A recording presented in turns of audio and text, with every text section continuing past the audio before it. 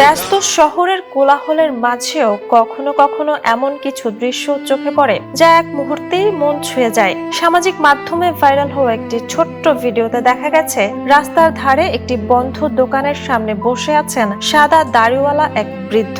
তার ঠিক পাশে নিশ্চিন্তে ঘুমিয়ে রয়েছে একটি কুকুর। তিনি অনবরত হাত পাখা দিয়ে বাতাস করে যাচ্ছে কুকুরটিকে। আশপাশ থেকে মানুষ হেঁটে গেলেও তিনি কিংবা কুকুর কেউই একে অপরকে ছেড়ে সরে যাননি। দুজনের এই নীরব সঙ্গ যেন ভাষাহীন এক বন্ধুত্বের গল্প বলে দিল। ভিডিওটি কোথায় ধারণ করা হয়েছে তা নিশ্চিতভাবে জানা যায়নি, তবে দৃশ্যটি সামাজিক মাধ্যমে ছড়িয়ে পড়তেই নেটিজেনদের প্রশংসায় ভেসে যায়। কেউ লিখেছেন ভালোবাসার জন্য কথার প্রয়োজন হয় না, আবার কেউ মন্তব্য করেছেন মানুষের সবচেয়ে বিশ্বস্ত সঙ্গী এখনো কুকুরই।